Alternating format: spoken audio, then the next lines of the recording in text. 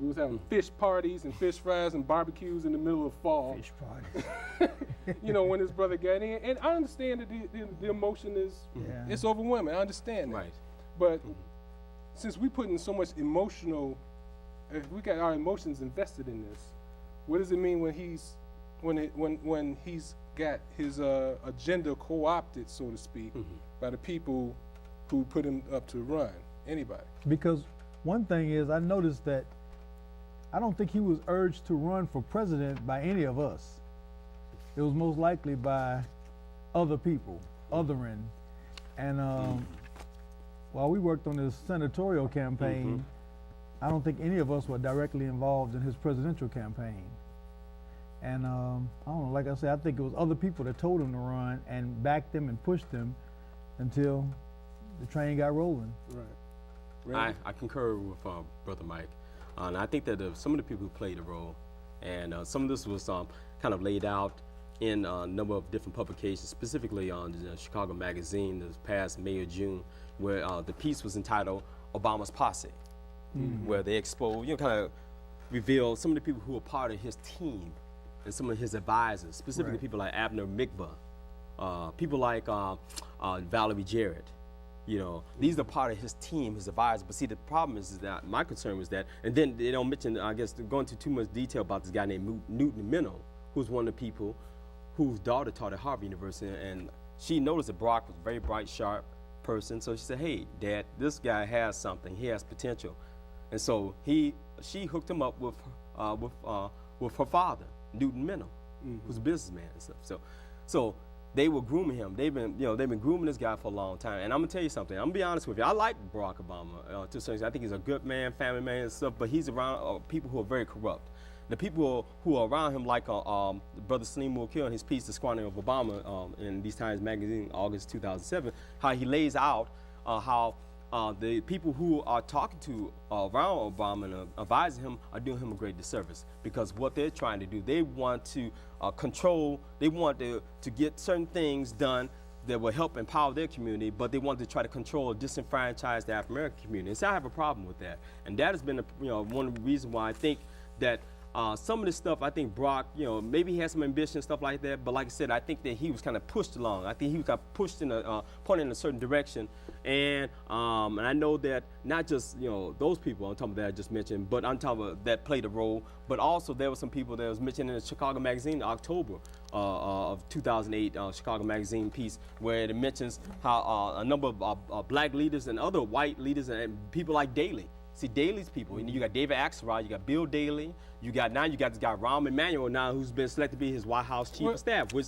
he's a Zionist, and then you got Joe Biden, who also is pro-Israel, according to counterpunchnewsletter.com you don't stay and in the Senate that long and not be part of AIPAC. Right. Let's go into that a little bit, because as of right now, this is coming out in like early December, so Barack pretty much has some of his slots filled up in his cabinet. So as of right now, there's just a lot of speculation. Right. But I could say that some of the candidates that he wants for his cabinet, it's not looking too good. I mean, you had the current chairman is the chief of staff. Who? Rahm Emanuel. Rahm Emanuel. Right now, he's in there now. Right.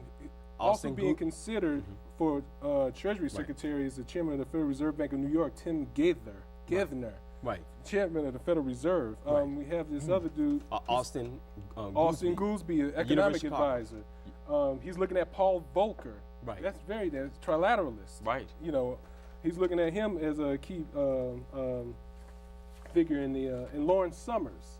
Yes. Economist for the World Bank. Right. And you can ask African brothers and sisters about what the World Bank is doing along with the IMF. And that's the same one, Lawrence Summers, the one who criticized Dr. Cornel West because he felt he spent too much time outside of Harvard University doing spoken word CDs and all this other stuff, and not concentrating, writing scholarly works and stuff like that, and teaching in class at Harvard University. Look, Cornel West can do whatever he wants. He can rap, write, whatever, break dance. Ain't nobody paying attention to him anyway, so he can do whatever the hell he wants. Make a movie like The Matrix. Yeah, The Matrix, dodging bullets and everything in slow motion. But look, and we talk about, I think let me just throw out my theory, and we'll see if it came true. Okay. Let me preface this by saying I'm not crapping on anybody who loves Obama because I love the brother.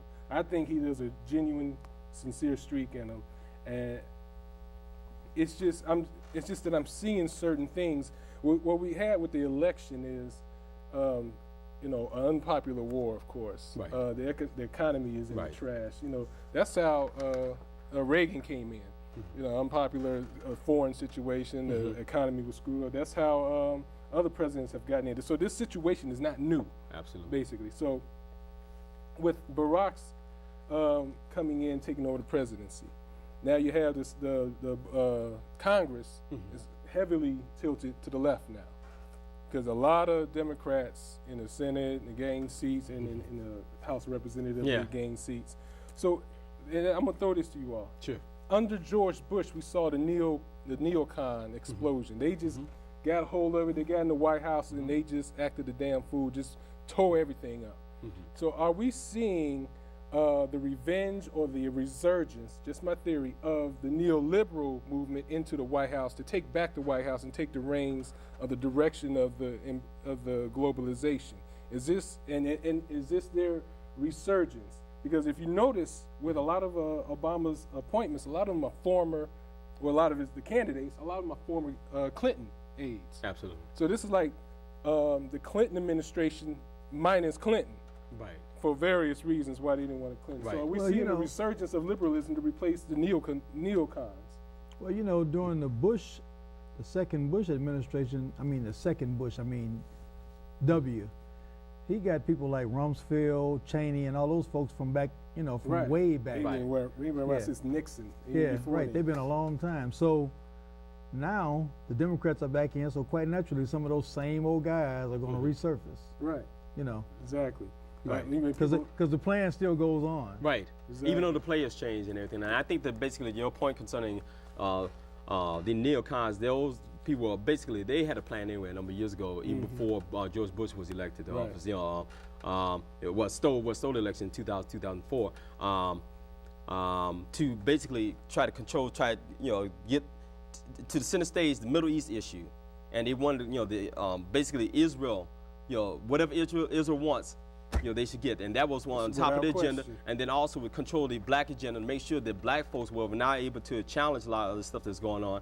And the people, I think that what you're dealing with, you have the same kind of conservative element. You have the Joe Liebermans too, who's part of DLC, Democratic Leadership Council.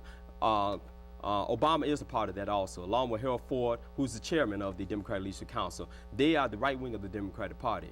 The so-called, when they talk about the blue dog and yellow dog Democrats, these are the same. These are the people that are part of that. And Clinton was part of it. Clinton, Gore, Lieberman, all of them were the founders of the DLC back in the 1980s because they wanted to push the party to the right, because the problem they felt was that black folks had too much say so. Black folks, so-called special interest group, had too much say so over the Democratic agenda, over the Democratic Party. So in order to appear not be liberal, they had to create this entity back in 1984-85. And that's the reason why you had Reverend Jackson come with the Rainbow Coalition to try to push the party to the left, because they was moving too far to the right. And you see what's going on with Joe Lieberman. They're whooping him now. They stripped him of his chairmanship and stripped him of his position and kicked him out of the Democratic caucus and stuff, because he's a phony. He's this guy. He might as well just be a Republican and stuff like that. He was going to be McCain's running mate.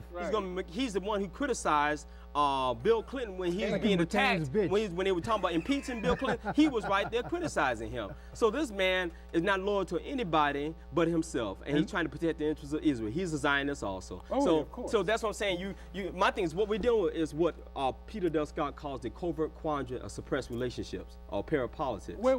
Say that again?